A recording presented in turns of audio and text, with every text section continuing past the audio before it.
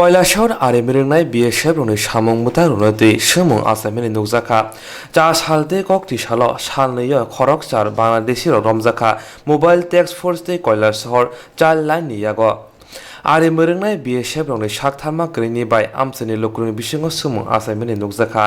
cha saldi bhor jorao Kailashahar Mobile Task Force Kailashahar motor stand ni simi khorokdok riders tei barato hamnai Bangladeshi rok romjaka Salsasi Ungshugyako Haino Hai Kokti Salo Tei Khoroknei Bangladeshi Riders Tei Bharat Hawa Hamnai Rongno Romkha Kailashahar Shoshangar Amchini Simi Kailashahar ni Child Line Ro Ashali Pati Bungno Tei Kailashahar ni Child Line o Samung Khainai Tamo Shakha Nainai আজকে অনুমান বিকাল 4:40 আমাদের child line অফিসের সামনে একটা Bangla India একটা road আছে যেটাতে এক্সপোর্ট ইনপুট হয় ওই রাস্তার কর্নারটাতে তিনটা একসাথে বাচ্চা ছিল তো তার মধ্যে একটা বাচ্চা পালিয়ে গেছে এবং দুইটা বাচ্চাকে আমরা আমাদের কাছে আটকাতে পেরেছি এবং ওই বাচ্চাগুলোকে আটকানোর পর অফিসে নিয়ে আসি এবং বাচ্চাদের সাথে কথা বলি এবং বাচ্চারা জানায় যেটা একটা বড় যেটা বাচ্চা জয়নাল হক 14 বছর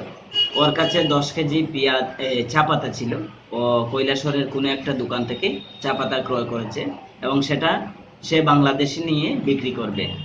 এমনটা বলছিল সাথে 1 কেজি কিরা ছিল আর একটা গেঞ্জি কাপড় ছিল নতুন আর একটি বাচ্চা যেটার নাম হচ্ছে সাতির আলী 12 বছর এই সাতির আলীর কাছে 7 কেজি পেঁয়াজ ও কৈলাসহর বাজার থেকে ক্রয় করেছে এবং পার্শ্ববর্তী একটা বাড়িতে রেখে দিয়েছে সেটা পেঁয়াজটা আমরা রিকভারি করতে পারিনি ওটা পুলিশ সহকারে রিকভারি করা হবে আর এখন আমরা বাচ্চাদেরকে সিডব্লিউসি তে তথা চাইল্ড ওয়েলফেয়ার কমিটিতে প্রডিউস করব প্রথমে আমরা বাচ্চাদেরকে পাওয়ার পর প্রথমে আমরা স্যানিটাইজার দিয়ে ওদের হাত পা পরিষ্কার করিয়ে নিয়েছি তারপরেই অফিসে নিয়ে এসেছি কারণ দেশে যে বর্তমান অবস্থায় যে ধরনের করোনা ভাইরাসের চলছে তো আমরা এটা যেহেতু বাচ্চা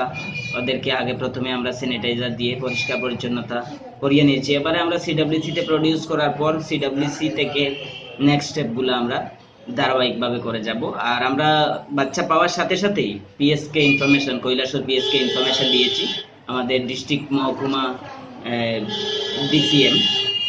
স্যারকেও আমি ইনফরমেশন দিয়েছি জয়নাল হোসেন বলেছে ও 10 থেকে 12 বার কৈলাসহরে এসেছে এবং শুধুমাত্র মালপত্র ছোটখাটো মালপত্র নিয়ে বাংলাদেশে বিক্রি করে তাতে ওই যে পয়সাগুলো পায় তাদের সংসার সেই টাকাতেই চলে